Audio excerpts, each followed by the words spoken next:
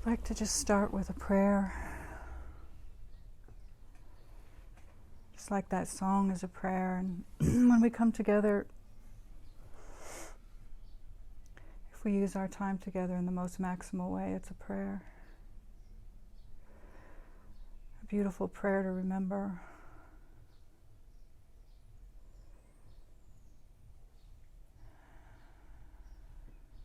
So we just call forth that part of our mind that is always connected, to our source and to one another.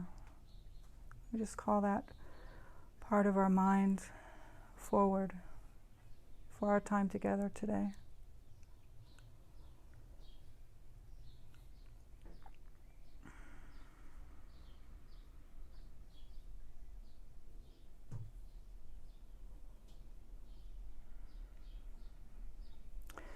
So today, I really just invite everybody to listen from that part of the mind. Like really just feel what's available here. What's true and real,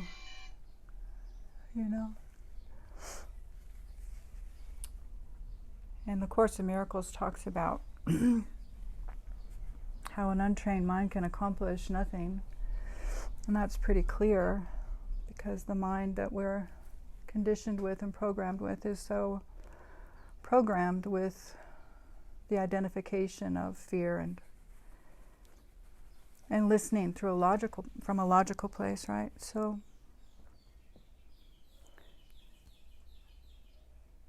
just to listen with your heart, not so much even to the words, but that there's a presence within all of us that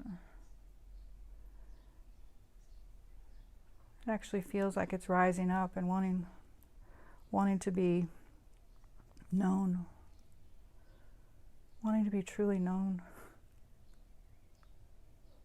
wanting to be carried. We can be carried without effort, without stress. It's truly available. But there's just seemingly a process that we have to go through to eliminate all that which thinks otherwise.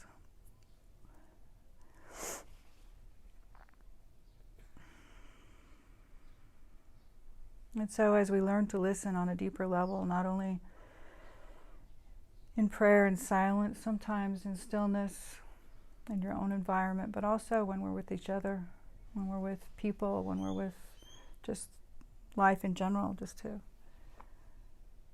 always have that in the mind, to step back and listen. Because it's really amazing how little we actually need to do. Of course, the ego is the doer, so it thinks that it's got to control and manipulate and make sure that you get your little part of whatever it is you think you need. But I think we've all lived long enough to know that that's fruitless, and that perhaps there's a better way to spend our time, and while we believe we're in time, and our mind energy and where its focus might be.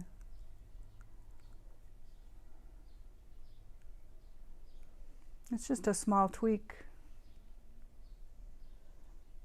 a very, very small tweak, but sometimes it feels massive.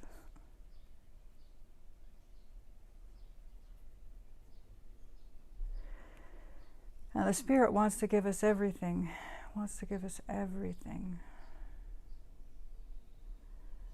And to me, I've come to know that everything is peace of mind. It's not so much things in form, although that seems to be a side effect. Almost like a reassurance, like you don't need to worry about the logistics, I've got you. I'll take care of you. You don't need to worry. I'll carry you if you'll let me carry you. And we have to be convinced that this is so. And how do we become convinced? by listening, allowing, spending time in a more quiet way, in a more quiet mind. Doesn't mean that you're not doing things, but there's just this inner listening that you invite to the forefront. And if you're not experiencing a consistent state of mind or a consistent state of peace, it's this practice, right? It's a practical application of what the Course in Miracles teaches us, that we have to get very practical with our mind and use the tools that are given to help us, you know. If you want to be a Kung Fu master, you don't just decide you're going to be one. It's like you have to do the practice. And the ego doesn't really care for that. It likes the distractions of the world. So on your awakening path, you kind of come to see, I certainly did, of how much I actually didn't want awakening. I didn't want peace of mind, and I would say I did, but when it came to the practical application of letting go of judgment and practicing forgiveness, I could see where I wanted my attack more than I wanted the peace of mind. So this week, Laverne and I have been talking a little bit and just watching the orchestration of things. And last night I love to do A Course in Miracles searches on just certain words. And so I just looked up how. How. And this is the first thing that came up, which was perfect support of what Laverne and I had been joining about. It says each day should be devoted to miracles. The purpose of time is to enable you to learn how to use time constructively. The purpose of time is to enable you to learn how to use time constructively. So that's the whole purpose. It is thus a teaching device and a means to an end. Time will cease when it is no longer useful in facilitating learning. So I think Jesus is very clear in his instructions, also very understanding of what we believe.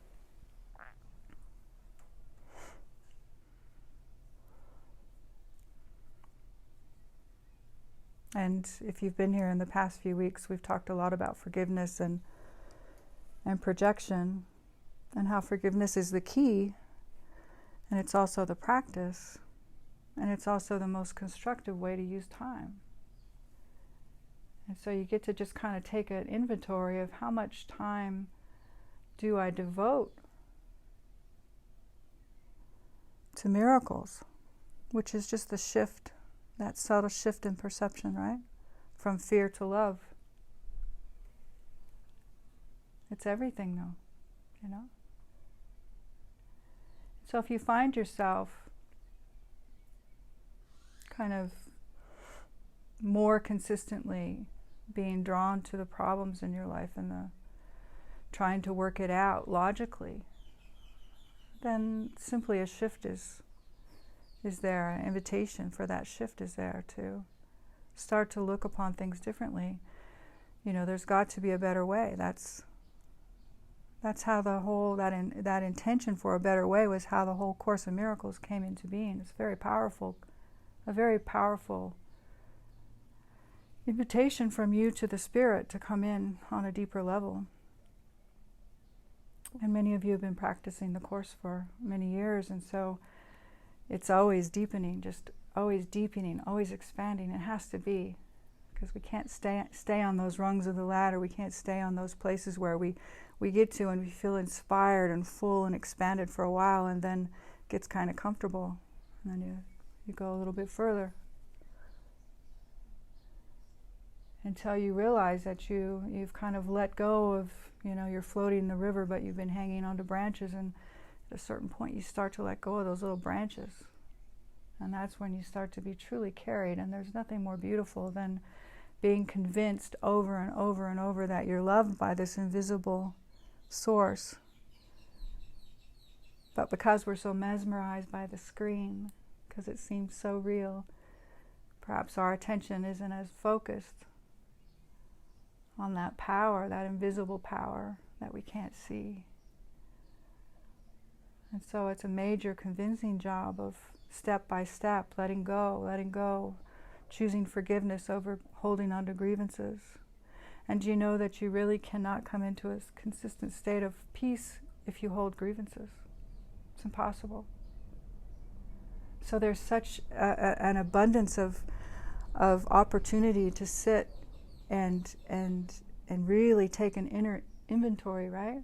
Great way to spend some of the time constructively, while we believe in time, to release the grievances in our heart. I don't care if they happened 10 or 20 years ago. If they're there, they're present, and they're blocking your peace. They are truly, truly blocking the flow of everything that you are. And this flow this flow, we talked about it last weekend, gives you everything that you think you want through all these things you strive for. And like Laverne brought up last week about the desire. So it really is your desire to experience this. And it really is a choice.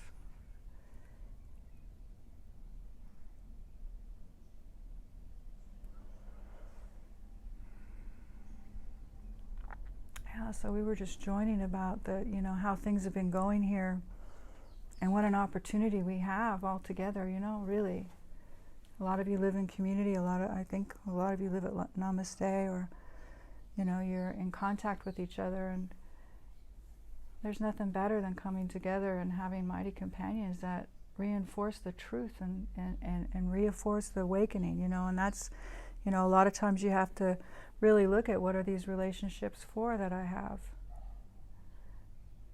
And really some do fall away as you get more and more focused and more enthralled with this beauty that wants to come and be a part of you and is you.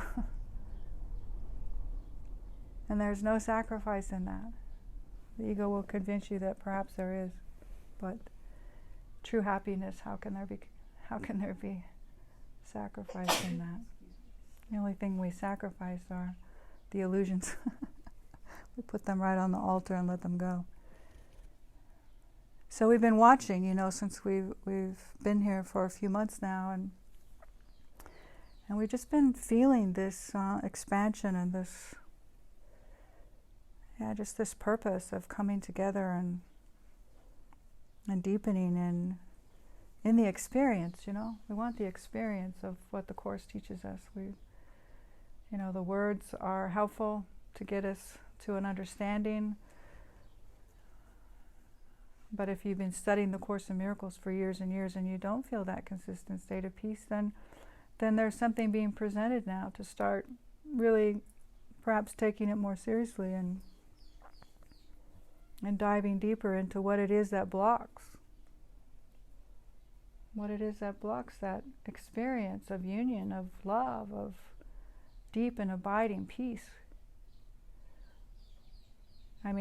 I think it's motivation enough when Jesus says that the forgiveness is the key to happiness, that the forgiven mind really doesn't plan, or it's not concerned about anything, and it has no fear. Can you imagine just living your life from that place and being used every minute? And that usage could just be sitting and being still, or dancing, or whatever it is. We should be dancing with the Spirit. We should be dancing with each other, supporting, and that's what we're doing. We're supporting each other to awaken to this experience of our own divinity.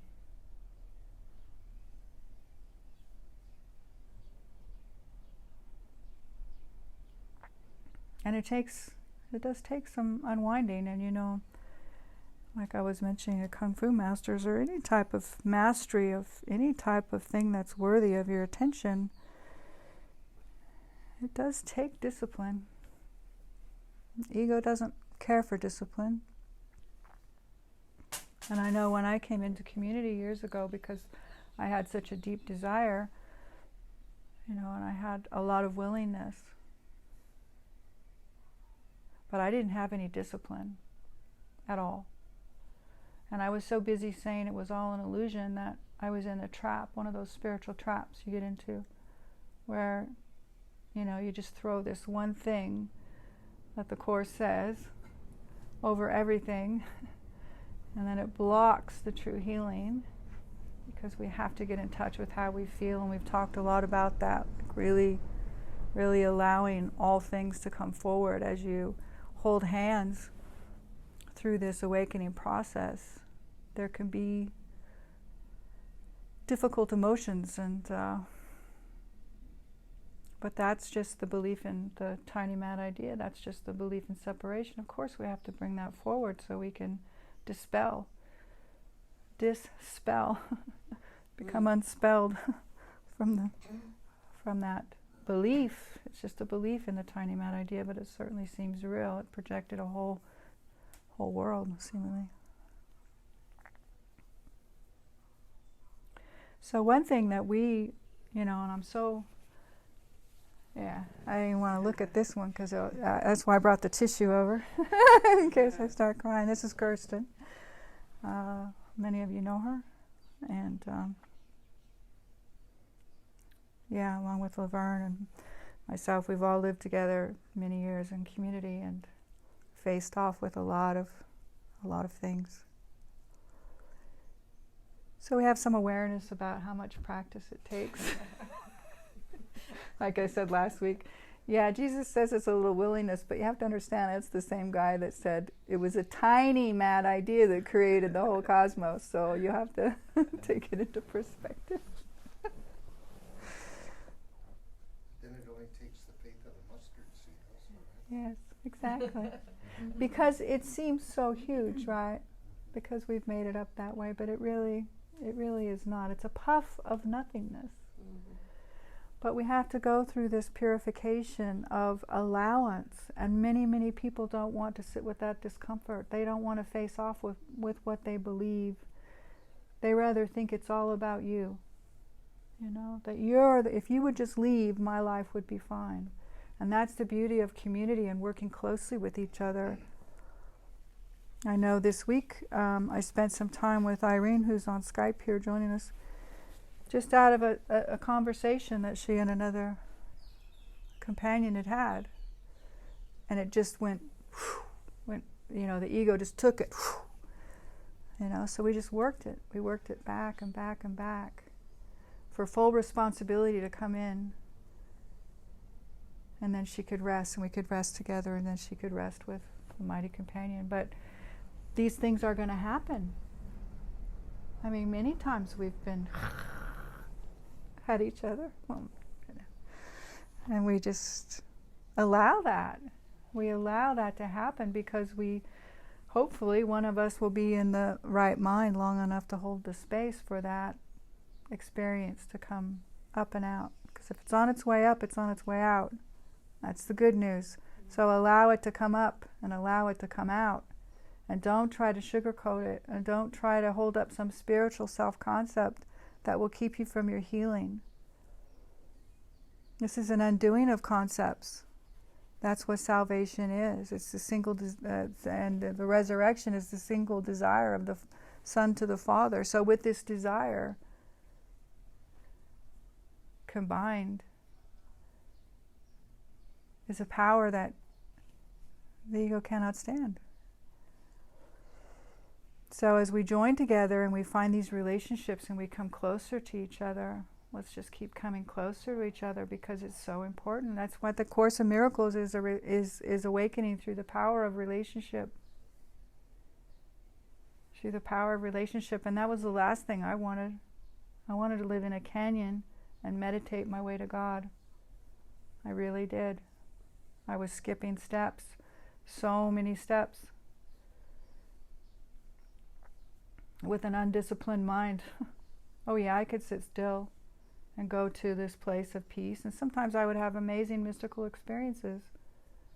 But then when I got with other people, there was a huge discontent. And even after I'd come out of the meditation, there would be a discontent. So when I heard you need to go deeper, and then David Hoffmeister came, and I was able to start to really, really see where I had been caught in some eddies in the river where it was just spinning around, looping, with such deep sincerity, you know. I had such deep sincerity, but I just didn't know what I was doing, right? I was trying to understand what the Course was saying, but half the time and then I would find these little nuggets, and then I would cling onto them like, oh, it's just an illusion. Well, that's easy. I'll just ignore everything, right? Well, these are very high levels and symbols of mind training. When you have the experience that you are the dreamer of the dream, but that's an experience that comes through lots of practice of forgiveness, which is the key to it all. The only worthy effort that we need to give our mind energy. And the more you start to forgive, the more you love it, and the more you feel it, and the more you're attracted to that more than you're attracted to your judgments, then it gets easier and easier. You become the happy learner. But at first, you were like that little baby with the scissors, you know. The Spirit's saying, just give me that. And you're like, nah. You poke yourself in the eyes some more. So I love that we're here together. I love that we're drawn together. And that always, to me, signifies whatever's showing up in awareness, deep purpose. It can symbolize that. It can just be another meeting, and you hear some words, and you leave, and you go to the next meeting, and the next meeting, and the next meeting. And that's certainly not my prayer for our time together. And I've said that there can be this addiction to listening to others talk about their deep experience when you're not in one, so you just keep going to the next one, or the YouTube. So I highly recommend, like, really that inner listening of, what would you have me do? What is this for? Why are you here? You know, could it be that there's something that gifts want to be given on a very deep level? And so we're talking about the how, and how, you know, when you're going through and you're getting more and more committed to the process of being convinced and practicing the forgiveness, one thing that's so helpful is collaboration. Collaboration and focus, and taking your mind from one concept of doing to another one that's more and more helpful, that starts to take the mind higher and higher. And so these deeper collaborations can serve such a purpose, plus gives the mind something to focus on. You know, because I sat out in a canyon for many years in meditation, and I didn't even know about collaboration, really. And so when I came in and worked deeper with the forgiveness and with Mighty Companions, we always had projects. We'd always use projects together to be able to not only focus our mind, but to see how do we work together. Do you know that we really were never ever trained in a right way how to communicate with each other? We don't know how to communicate with each other. Our communication actually distances us, the way that we've been trained. It's, say the right words, do the right thing. It's real manipulation of just trying to feel safe, right? There's nothing, evil about it. It's just we didn't know. And so as we learn to communicate with each other, with the Spirit, then we learn on deeper and deeper levels how to be in this communication with the Spirit. Because it's the same thing, really. If you're using each other for this awakening, then we can look into each other's eyes and we can say, I need a miracle right now, or I'm feeling this judgment about you and I really don't want this feeling. Which is one of the hardest things, because we've been so trained to be nice to each other. It's difficult to be honest It's not true honesty, but it's honesty in the moment so that it can be lifted up and removed.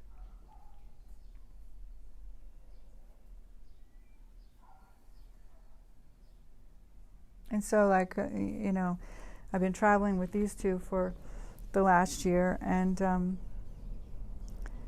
when there's nothing really, when there's no project that we're working on, we just kind of, we don't really hang out together, but we're always connected. But we allow that space when there's really nothing going on, just to be, see what else is coming.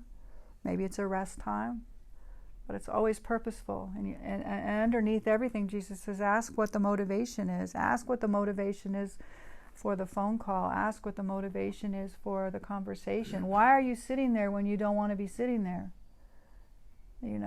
Why are you mindlessly allowing this drudgery of this thing called life on planet Earth and being a human, which is very stressful, when everything wants to be given to you at your request, but it has to be at your request. That's why we have to open up to the invitation, and prayer is so powerful. Just that inner prayer, it will be answered. It's always being answered. Whatever your desire is, it's being answered. So it's very good to get clear on that desire. So it's kind of interesting time of, for us.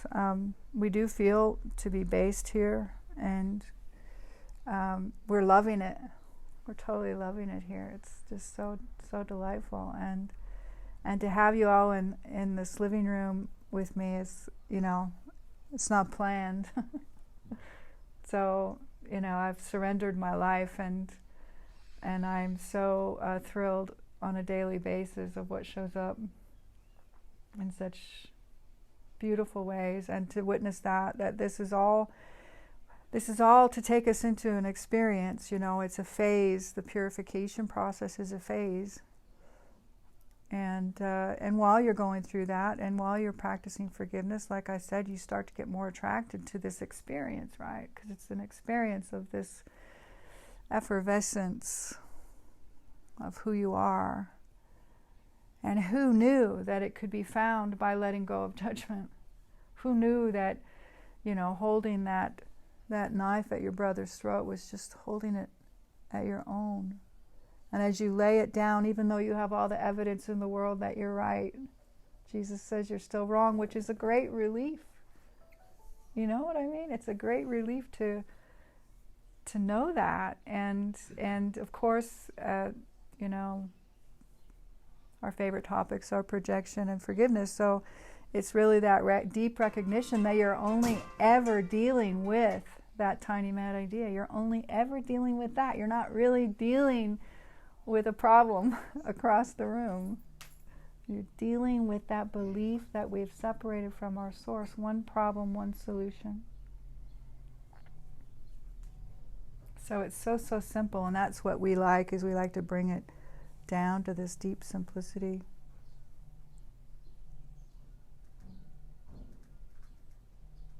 Because the ego is a complication, so it will want to complicate things, and it will want to make it out in the future and all sorts of things. So,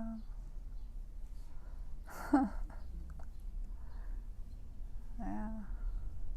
Just as you're speaking about that, I remember before I found the Course and before I really started getting into the mind training, and I was in a job and working. It was a pretty intense job, pressure job, like many of us may have had out in the world. And I remember I would just sort of, wake up in the morning, there's, grievance here, a grievance there, grievance there, grievance there. Pretty soon, it was like that day was just packed full with grievances, and then I would just hit the bed, just, so tired, and not even feeling like I could do anything with anything, because there were just so many grievances. And then stepping into that, okay, I found the Course says an untrained mind can accomplish nothing. Okay, my mind's untrained, and what I've experienced over the years is just this, like, okay, I have a grievance now. I mean, I want to give it my full attention. Like, I don't want to wait till the end of the day where I'm just going to hit the bed or whatever. So it really took a lot of sort of effort in that way to give myself the spaciousness to to handle each grievance, no matter how small that it seemed. And at this point in my spiritual journey, I feel like I go long periods of time with no grievances. So when a grievance comes up, it feels really intense. It just feels, like that pea in the mattress, like the princess and the pea, like, oh gosh. And right before this meeting, I'm working on this other collaboration with some people online, mainly Zoom, with creating this Music Lover's Guide to Enlightenment that maybe some of you have seen on Facebook. And so it's a collaboration that's bringing up stuff and for everybody, and that's why we're wanting to use it, not so much to put up a website, but to really watch our minds and things. And so I had something come up right before this meeting with one of the members, and I could feel it, like it could feel like there was a grievance there, and it was like we couldn't find a time to meet, so we sort of agreed on Monday, and I was like, Monday, I don't know if I can wait that long, and then I was like, just a few minutes before this meeting, I was like, okay, what should I do? Maybe I kind of had the thought, because for me, my sort of go-to when I have a grievance is mind tools. Like, I like to use the levels of mind and spirit, and that's just what I like to do.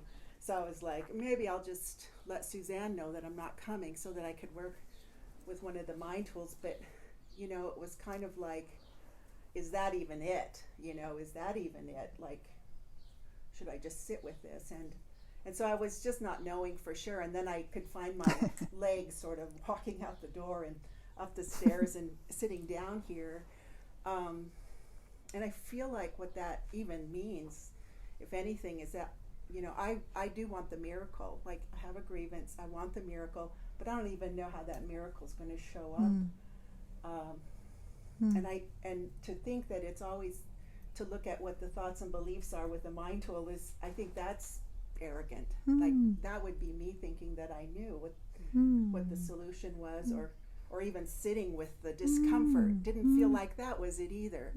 So yeah, I was just really open to what that is, and right before I came up the stairs, I asked my brother, can we have a meeting today? I feel like I don't want to wait till Monday. Let's talk. Let's just talk. And so I just feel like that is the power of this pathway. Is we don't know what the miracle is. And just really staying open to the form that it shows up in every moment. Because we do, have a tool belt, if you will, of different things we can use. We can join. We can do look at levels of mind, or we can sit with the discomfort. There's a lot of different things, but we don't know what it is at the moment. And I think that's just the power of all of this. That's beautiful. That's a beautiful thing to bring up, because miracles are under Christ's control. So it's that stepping back always and asking, like, because you don't know, right? And the moment you think you know, then you block the potentiality for the most optimal thing. It's just it's so powerful to step back and let him lead the way. Like, even like we talked about last week, those parables were so powerful, of somebody just stepping back just slightly, like, okay, I don't know what this is, and then like you didn't know, but then you found your legs walking up here, not like it was your choice, because your choice was probably different than that.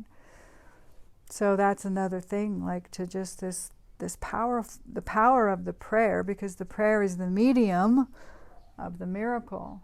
So without the prayer, and you're deciding where to bestow upon the miracles, or how they need to be bestowed upon you, then that's still not that beautiful place of being convinced. Because if you decide you're going to do this, then you're still what's in control there? We don't want to be in control. We want to let go of control so that we can see what loves us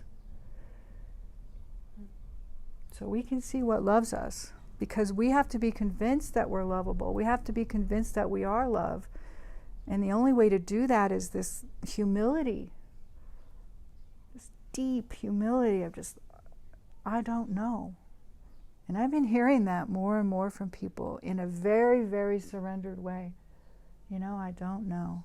And I just go, oh my God. Thank God. It's like you can breathe when you, can you hear that? You can breathe when you say, I don't know. Not, I don't know, but I don't know. It's like a prayer. Like, so great. Yeah, this thing about, like, even this area, like Chapala, at least my experience of it is like this gem of a healing vibe, that people are coming here because they want a deeper experience, and it's like, oh, I don't know why it is that I feel that here, but I do, and so people are taking the steps and landing here and, namaste, or getting an apartment and joining, and even like this gathering here, and what I experience, and just talking with Suzanne and with Willow, and we're just coming together, is we just get so inspired by the possibilities of this place that we're in, and extending this gift in whatever way that the Spirit is calling for us to do.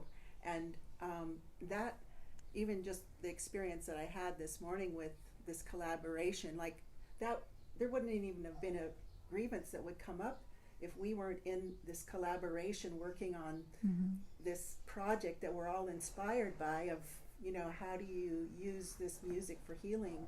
So it's kind of like the possibilities even in this area of Lake Chapala are endless in terms of how do you want to extend, to basically share this healing that you've received here, that you're going through, that you want to share with your brothers, and then really finding where that spark is, where is that spark that is calling you, whether it's the music or hiking or, whatever it is that seems to be the spark that wants to extend itself. Yeah, and that's that prayer, isn't it? I think just bringing it to awareness today, just even bringing it to awareness, like, wow, what if I did open up to deeper collaborations with the people in this community?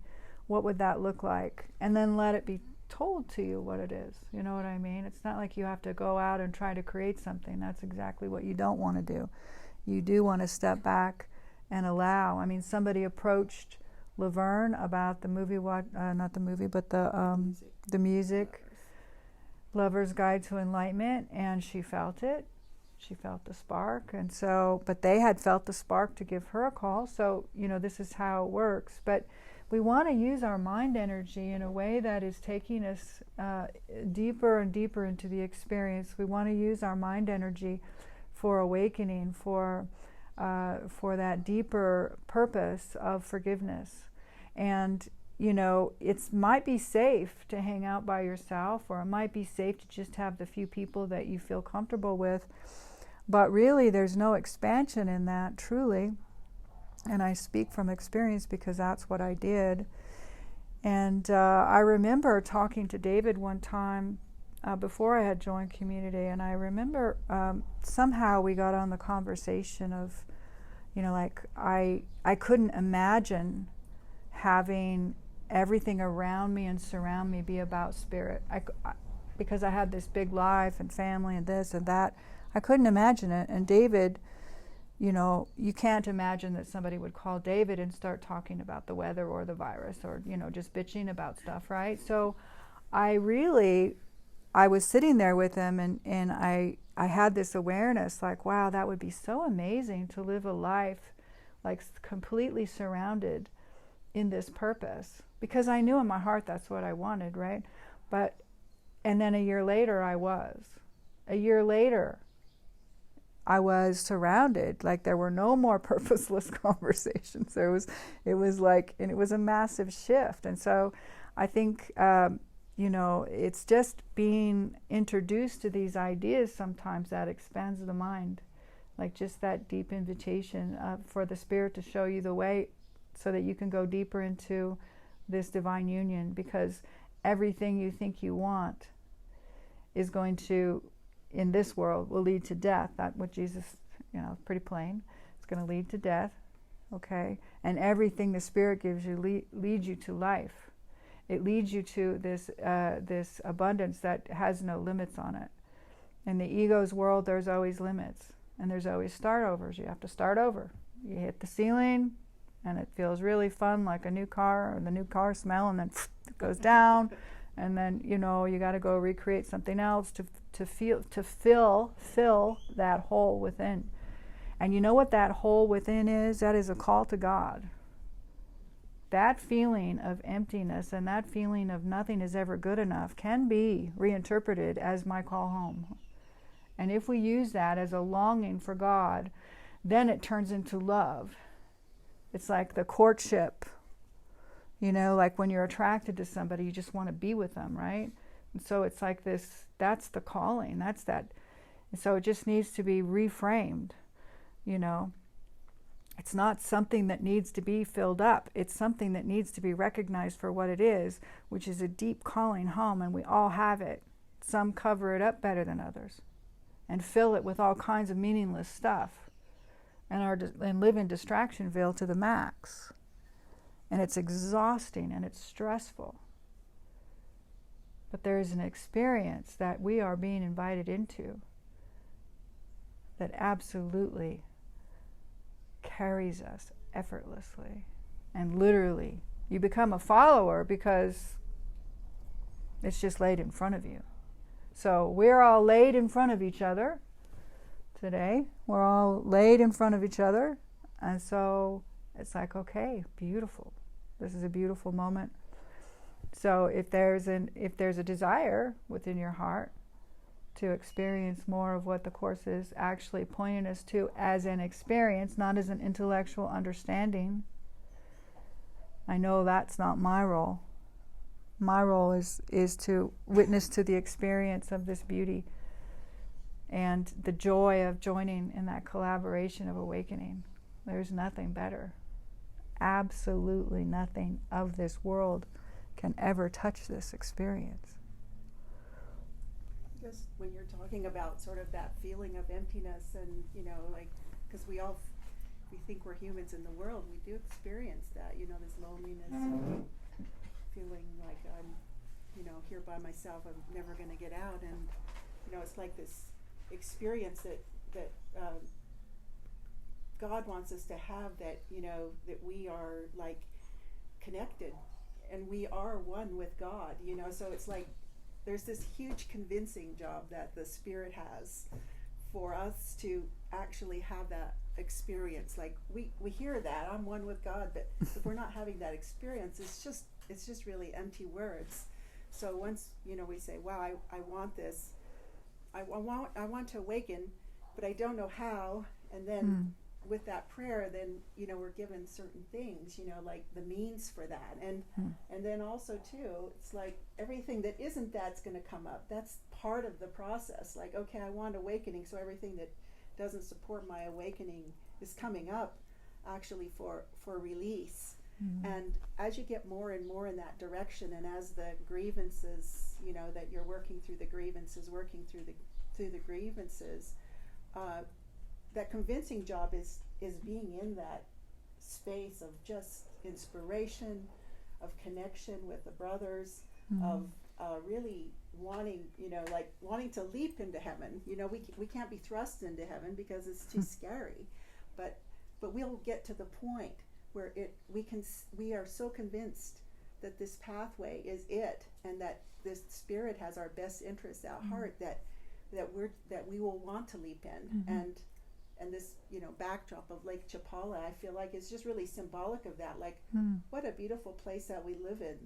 It rains at night and it's cool during the day, and everything is so green and beautiful, and the people here are so wonderful. And you can just go on and on about this place, but it's only really a reflection of our minds waking up. Because the Spirit wants to give us everything. Wants to give us everything, and the Course in Miracles is saying that everything involves relationships, and the relationships are going to help move us along that very quickly.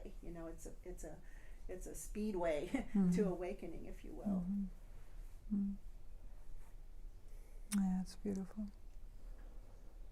And being open to the miracle, being open to being shown, it just gets down to that stepping back and opening the mind and giving a heartfelt invitation in prayer.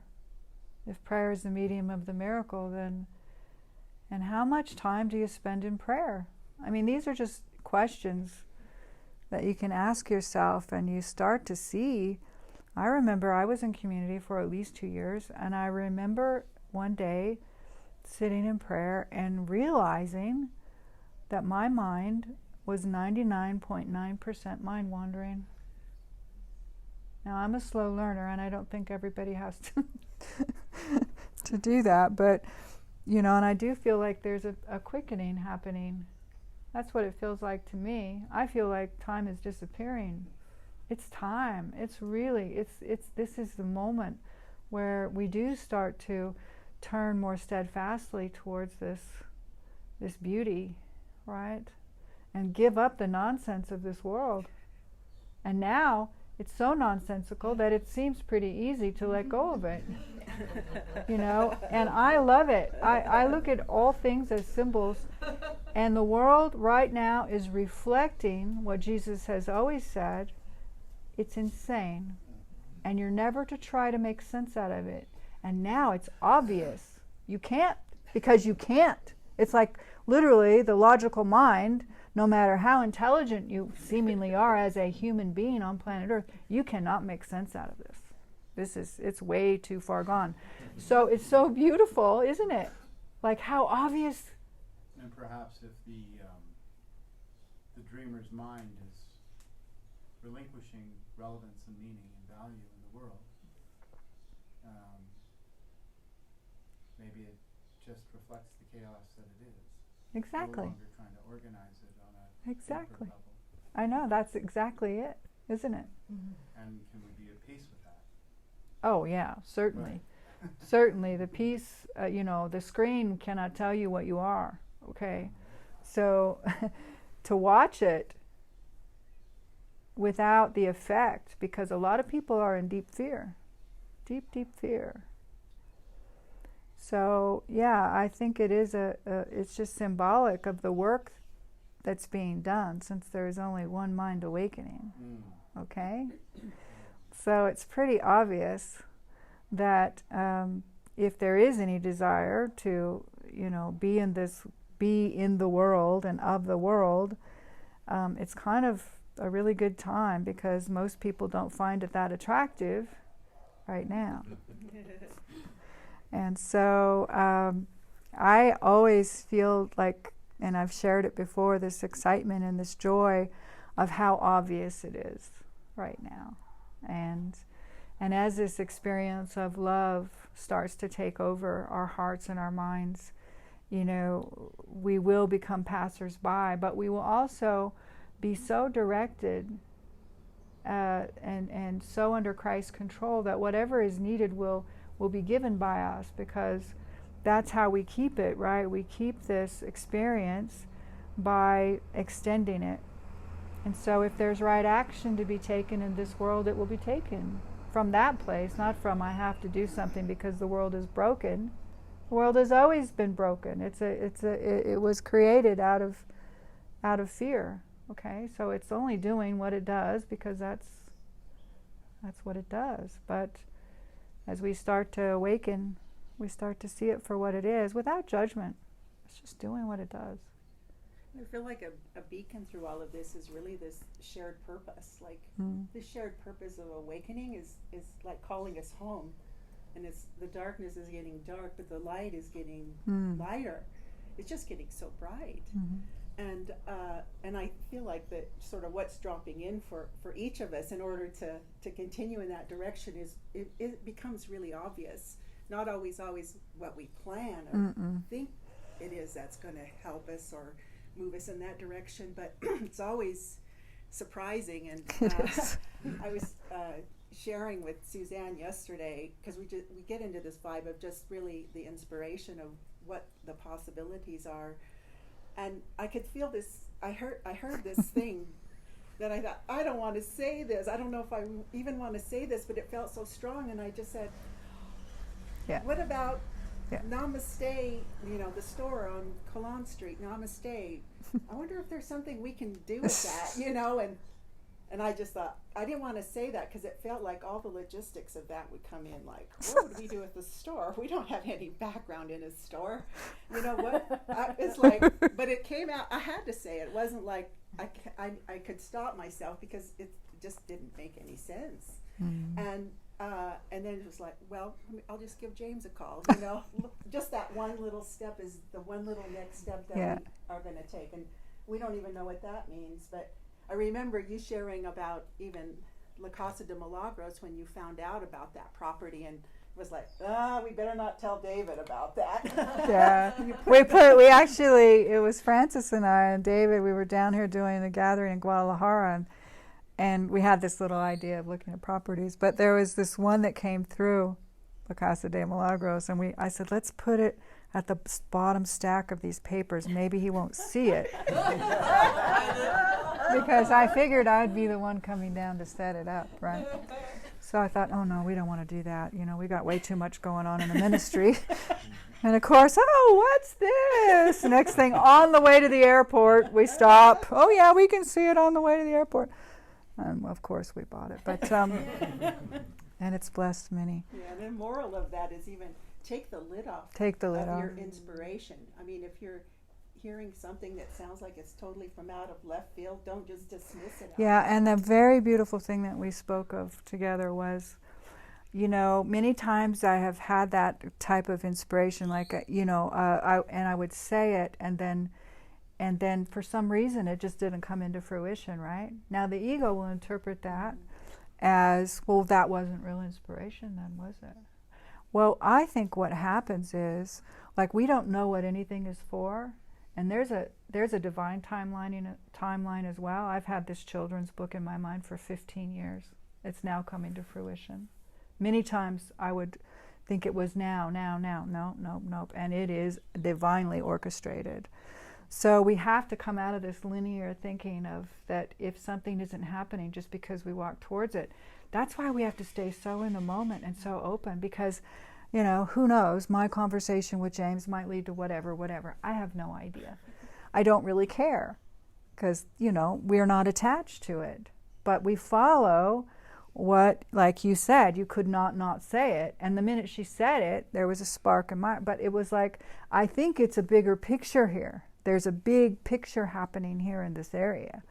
And so we're just watching it all fall into place because we don't know, right? But we're surprised every day. We're surprised every day. And it's there, believe you me, there's a lot happening. And I think in the next couple of weeks we'll probably be, sharing some things with you that will enable us all to come together in a deeper way. So we're just waiting for all the little combinations to fall together. It's very exciting, and it's fresh, and it's new.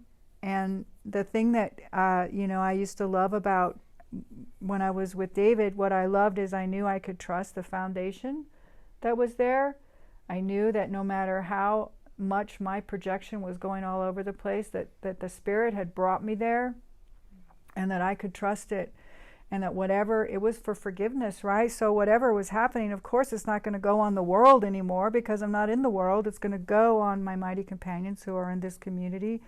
But we have to really rise up and say, okay, this is what Jesus is telling us in the Course in Miracles will happen. But if we can get through that part, those bumpy parts, and Kirsten, she always said, let's make sure we hold hands during the bumpy parts. Don't drop hands during the bumpy parts. And that's what you want to do because you want to get away from that bump, right?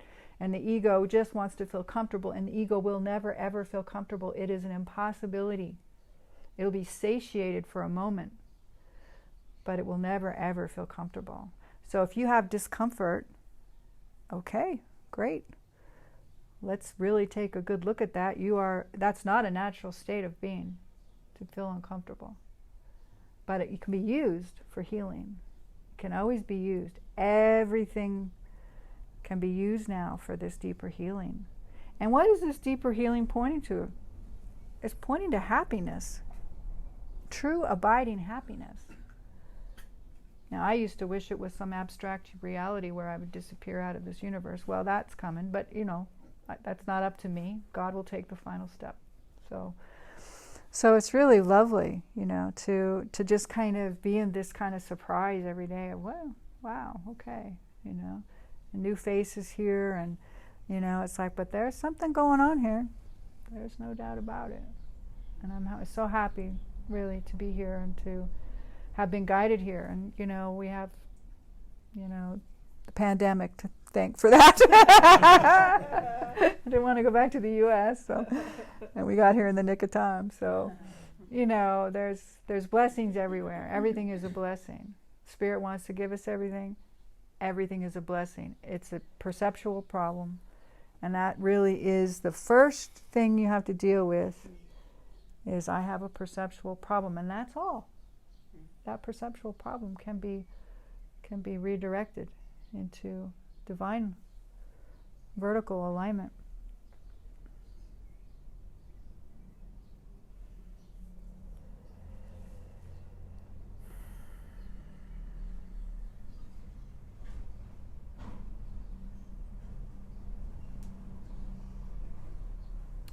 So yeah, just to open up to those, just a couple of those pointers from this morning is that, the invitation to the Spirit to show you, and not be arrogant to think that you know what you're supposed to be doing. And to welcome the how. The Spirit is in charge of the logistics of your life. Now, we've spent a lot of mind energy on the logistics of our life. A ton of it. Trying to figure things out, and what's going to happen here, and da-da-da. Whew, when that all disappears, your mind, that's what enlightenment is. Your mind is so light because it has so much space in there that you feel like you can let go of those little branches. You floating in the river feels pretty good, but you're still grabbing onto stuff like you need to control something. I'm saying it, the more you forgive, that's all you have to focus on. Just forgive the grievances, the contractions, the worries, the concerns. It's not natural. It's not natural to be a human. We're spirit. We're spirit, And we're here to have joy. I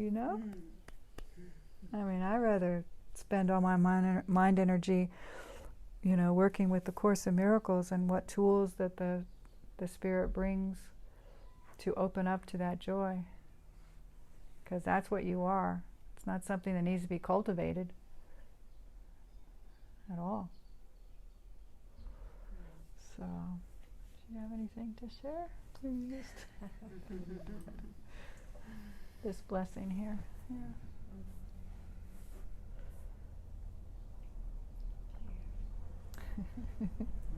She's in cat mode. She becomes cat-like.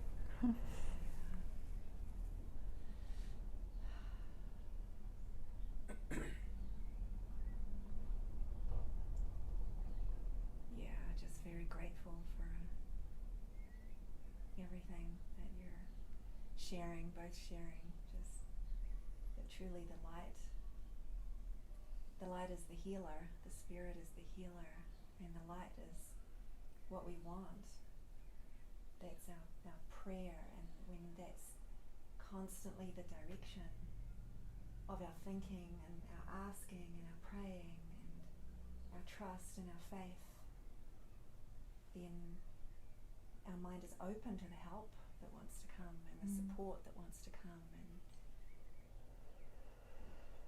and it just takes so much faith and trust to keep staying open to it when the healing happens. Mm-hmm. And the more, that's what we find, the more we go on the journey, the more, like you were saying, the healing is more sporadic, and so it can seem even more intense because you're not used to it once you've had some light in your mind. You're like, what the hell? But it's always non-judgment. The answer is always non-judgment. It's whenever we're interpreting and judging, this shouldn't be like this is Mhm. wrong, or this shouldn't be happening, the judgment blocks the light, and so then it's blocking the healing in this moment. Mhm. It just keeps coming back to the simplicity of the trust and the faith and forgiveness Mhm. being the answer. Yeah. Yeah, it's a major trap, isn't it, too? I know, because I walked through it. And my path got much easier. My healing opportunities got much easier when I stopped judging them as I should be further along than this. Why is this happening? That is a huge step back into the ego's land,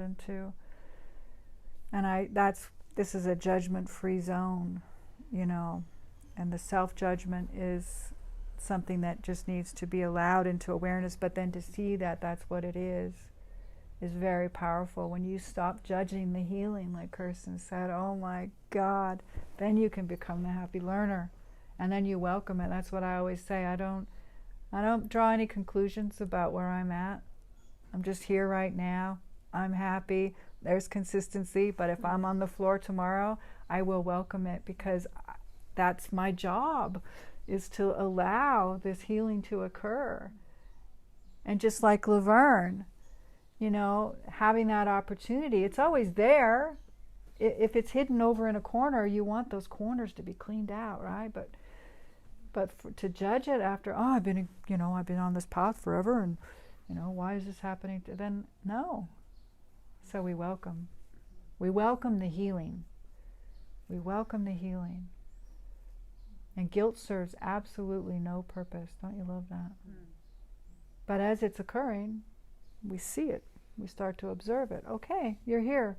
It's all right. Come unto me. Come into the light. So it's very exciting. It's very inspiring. Yeah. So yeah, it feels like I just want to say, stay tuned. That's a good way I like it. Stay tuned. Stay in tune. Stay tuned. Attuned.